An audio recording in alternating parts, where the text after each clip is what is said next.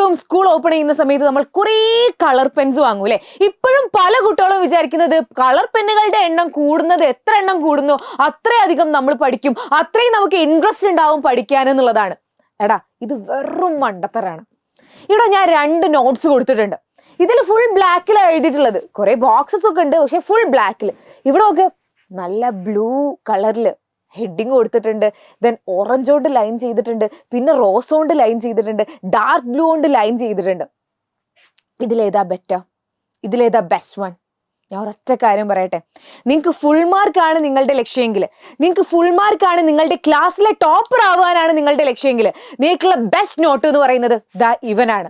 നമ്മൾ കുറേ പെന്നുകളുടെ ആവശ്യമൊന്നുമില്ല. ഒരു ബ്ലാക്കും കൂടിപ്പോയ ഒരു ബ്ലൂവും, 2 കളർ മാത്രം മതി. അല്ലാതെ പച്ചയും മഞ്ഞയും നീലയും റോസും എല്ലാം കൂടി എഴുതുന്നല്ല നമ്മളുടെ നോട്ട് എന്ന് പറയുന്നത്. എപ്പം നിങ്ങൾ അടിപൊളിയായിട്ട് നോട്ട് പ്രിപ്പയർ ചെയ്യുന്നു, അത് ഷോർട്ട് നോട്ട്സ് ആയിക്കോട്ടെ ലോങ് നോട്ട്സ് ആയിക്കോട്ടെ, നിങ്ങൾ കറക്റ്റ് ആയിട്ട് നോട്ട്സ് പ്രിപ്പയർ ചെയ്യുന്നോ അന്ന് മാത്രമേ നിങ്ങൾക്ക് നല്ലൊരു മാർക്ക് സ്കോർ ചെയ്യാൻ പറ്റുള്ളൂ. അത്രയും കാലം നിങ്ങൾ വെറുതെയാണ്. കുറേ വായിച്ച് പഠിച്ചിട്ട് ഒരിക്കലും ഒരു കാര്യവുമില്ല. എത്ര വായിച്ച് പഠിച്ചിട്ടും കാര്യമില്ല. ആ വായിച്ച് പഠിച്ച കാര്യങ്ങൾ നിങ്ങൾ എന്ന് നിങ്ങളുടെ ബുക്കിൽ കറക്റ്റായിട്ട് എഴുതി വെക്കുന്നോ അന്നേ നിങ്ങൾക്ക് കാര്യമുള്ളൂ. അല്ലാതെ നിങ്ങൾ ഒരുപാട് പഠിക്കും, ഒരുപാട് വായിക്കും, നിങ്ങൾ എത്ര വായിച്ചാലും നിങ്ങളുടെ എക്സാമിന്റെ തലേ ദിവസം ആ വായിച്ചതൊന്നും ഓർമ്മയില്ല. നിങ്ങൾക്ക് എന്തായാലും ഓർമ്മ ഉണ്ടാവില്ല. നിങ്ങളുടെ നോട്ടിൽ എന്താണോ ഉള്ളത് അത് മാത്രം നിങ്ങൾക്ക് നോക്കാൻ മാത്രമേ പറ്റുള്ളൂ.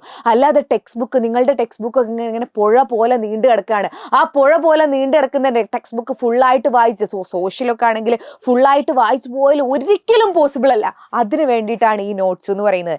നിങ്ങളുടെ സ്കൂളിൽ അല്ലെങ്കിൽ നിങ്ങളുടെ ക്ലാസ്സിൽ നിങ്ങൾക്ക് ഫുൾ മാർക്ക് കിട്ടാൻ ആഗ്രഹിക്കുന്ന, നിങ്ങൾ ടോപ്പർ ആവാൻ ആഗ്രഹിക്കുന്ന ഒരു കുട്ടിയാണ് നിങ്ങളെങ്കിൽ ഈ ഒരു വീഡിയോ അവസാനം വരെ കാണാം. മിസ് പറയാൻ പോകുന്നത് ഒരു ടോപ്പറിന്റെ നോട്ട് എങ്ങനെയാണ് ഉണ്ടാവുക, എങ്ങനെയാണ് അവർ നോട്ട്സ് പ്രിപ്പയർ ചെയ്യേണ്ടത് എന്നുള്ളതാണ്. നമുക്ക് 2 ടൈപ്സ് നോട്ട് ഉണ്ട്.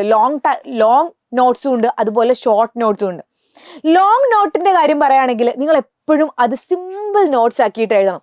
അതായത് എല്ലാ പോയിന്റ്സും, ഇപ്പോൾ സോഷ്യലൊക്കെ ആണെങ്കിൽ എല്ലാ പോയിന്റ്സും കൂടി വലിച്ചു വാരി എഴുതുകയല്ല ചെയ്യേണ്ടത്. എന്താണോ ഇമ്പോർട്ടൻ്റ് ആയിട്ടുള്ളത് അത് ഇമ്പോർട്ടൻ്റ് നോട്ട്സ് മാത്രം എഴുതുക. അപ്പോൾ നോട്ട് പ്രിപ്പയർ ചെയ്യുമ്പോൾ കുറേ കുട്ടികൾ ചെയ്യുന്ന കാര്യമാണ്, നമ്മൾ എന്ത് ചെയ്യും, ഡിജിറ്റലി നമ്മൾ ChatGPT ചോദിച്ചിട്ട് ഒരു നോട്ട് അങ്ങോട്ട് ഉണ്ടാക്കും. അതെന്ത് ചെയ്യും, അത് നേരെ പ്രിന്റ് എടുത്തിട്ട് നോട്ടായിട്ട് യൂസ് ചെയ്യും. ഒരു കാര്യവുമില്ല, വെറുതെയാണ്. ഡിജിറ്റൽ നോട്ട്സ് ഉപയോഗിച്ചിട്ട് കാര്യമില്ല. ഹാൻഡ് റിട്ടൺ നോട്ട്സ് തന്നെ നിങ്ങൾ യൂസ് ചെയ്യണം. ഹാൻഡ് റിട്ടൺ നോട്ട്സും ആയിരിക്കണം. അതുപോലെ കുറച്ച് സിമ്പിൾ വേർഡ്സിൽ, നിങ്ങൾക്ക് ഇനി മലയാളത്തിലൊക്കെ ഇടയിൽ എഴുതണമെങ്കിൽ മലയാളത്തിലൊക്കെ എഴുതിയിട്ട് അങ്ങനെ കുറച്ച് സിമ്പിൾ വേർഡ്സിൽ വേണം നിങ്ങൾ എഴുതാനും. ഇനി അടുത്തതെന്ന് പറയുന്നത് യൂസ് നൊട്ടേഷൻസ്. അതായത് ഞാൻ ഏറ്റവും കൂടുതൽ യൂസ് ചെയ്യുന്നത് WWIMP ആയിരിക്കും ഏറ്റവും ഇമ്പോർട്ടൻ്റ് ആയിട്ടുള്ളതിന്. ദെൻ കുറച്ച് ഇമ്പോർട്ടൻ്റ് ആയിട്ടുള്ളതിന് IMP. ഇനി നമ്മളുടെ ഒരു പിന്നെ ഫോമുലൊക്കെ ആണെങ്കിൽ ഒരു ടേബിൾ ഒരു ബോക്സ് വരയ്ക്കും.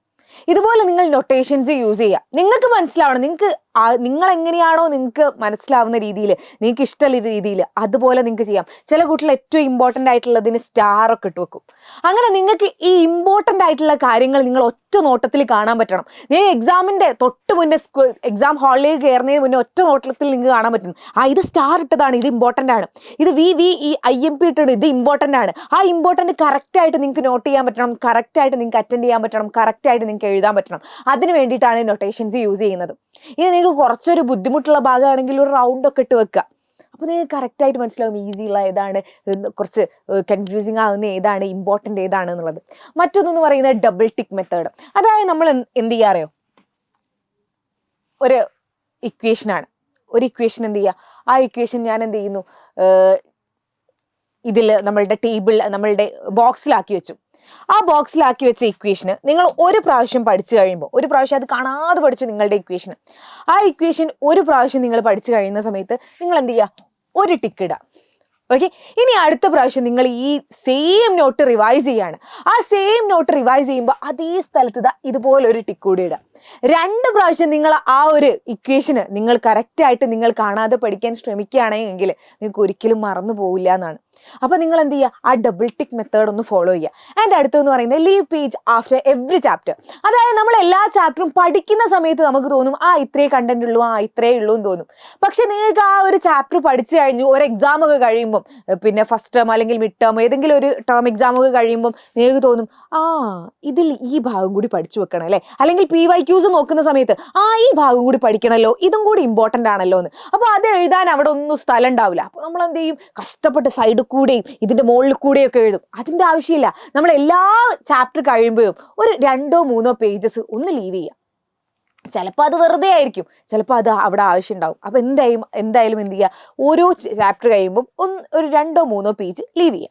അതിൻ്റെ അടുത്ത അണ്ടർലൈൻ ഇമ്പോർട്ടൻറ്റ് ടോപ്പിക് നിങ്ങൾ എപ്പോഴും എന്ത് ചെയ്യണം, അണ്ടർലൈൻ ചെയ്യണം. അണ്ടർലൈൻ ചെയ്യാം, അല്ലെങ്കിൽ നിങ്ങൾ എന്ത് ചെയ്താൽ മതി, നമ്മളുടെ ഹൈലൈറ്റർ വെച്ചിട്ട് ജസ്റ്റ് ഒന്ന് മാർക്ക് ചെയ്താലും മതി. അത് അണ്ടർലൈൻ ചെയ്ത് വെക്കുക. ഇങ്ങനെയാണ് ലോങ് നോട്ട്സ് ഉണ്ടാക്കേണ്ടത്. ഇനി നമ്മളുടെ ഷോർട്ട് നോട്ട് ആണെങ്കിൽ ആദ്യം ചെയ്യേണ്ടത് നമ്മളുടെ പേപ്പറിനെ സ്പ്ലിറ്റ് ചെയ്യുക എന്നുള്ളതാണ്. അതായത് നമ്മളുടെ ഷോർട്ട് നോട്ട് എപ്പോഴും ഒരു ചാപ്റ്ററിന് ഒരൊറ്റ പേജ് എന്നുള്ള രീതിയിലാണ് വേണ്ടത്. ഒരു ചാപ്റ്ററിന് ഒരു പേജ് ആയിരിക്കും ഷോർട്ട് നോട്ട്. അതായത് ഞാനിപ്പോൾ ഈ ഒരു പേജിൽ നിങ്ങൾ ചെയ്യുകയാണെങ്കിൽ ആദ്യം ചെയ്യേണ്ടത് ഈ ഒരു പേജിനെ സ്പ്ലിറ്റ് ചെയ്യുക എന്നുള്ളതാണ്. ഇതിനെ ഇതുപോലെ സ്പ്ലിറ്റ് ചെയ്തിട്ട് വേണം നിങ്ങൾ എന്ത് ചെയ്യാൻ, ഇവിടെ എഴുതാൻ. ഒരു ചാപ്റ്ററിന് ഒരൊറ്റ പേജേ നിങ്ങൾ എടുക്കാവൂ. അത് എങ്ങനെ നോക്കിയാലും എന്ത് രീതിയിൽ വേണമെങ്കിലും നിങ്ങൾക്ക് ചെയ്യാം. വളരെ ചെറുതാക്കി എഴുതിയിട്ടാണെങ്കിലും എന്ത് ചെയ്താലും നിങ്ങൾ ഒരു പേജ് ഒരു ചാപ്റ്റർ എന്നുള്ള രീതിയിൽ നിങ്ങൾക്ക് ഷോർട്ട് നോട്ട് ഉണ്ടാക്കണം. അതാണ് ഷോർട്ട് നോട്ട്. അല്ലാതെ വെറുതെ എന്തോ വലിച്ചു വാരി എഴുതുന്നല്ല.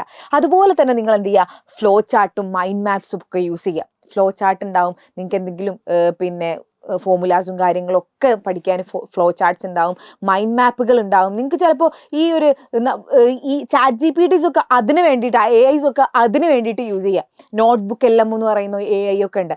അതൊക്കെ എന്ത് ചെയ്യുക, അതൊക്കെ ഒന്ന് യൂസ് ചെയ്ത് നോക്കുക. അതൊക്കെ മൈൻഡ് മാപ്പ് ജനറേറ്റ് ചെയ്യുന്ന ആപ്പുകളാണ്.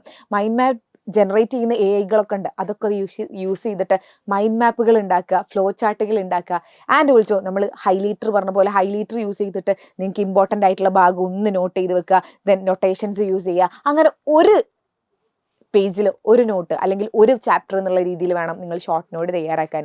നിങ്ങൾക്ക് ഒരു ചാപ്റ്ററിന് ഒരു ലോങ് നോട്ടും ഒരു ഷോർട്ട് നോട്ടും ഇതുപോലെ ഉണ്ട് എങ്കിൽ നിങ്ങൾക്ക് അടിപൊളിയായിട്ട് സ്കോർ ചെയ്യാൻ പറ്റും. നിങ്ങൾക്ക് ഈ ഒരു എക്സാം തുടങ്ങുന്നതിന് മുന്നേ ഒരൊറ്റ പ്രാവശ്യം വായിച്ചാൽ മതി. സിമ്പിളായിട്ട് ഞാനൊക്കെ ചെയ്ത ഒരു മെത്തേഡായിരുന്നു ഇതെന്ന് പറയുന്നത്.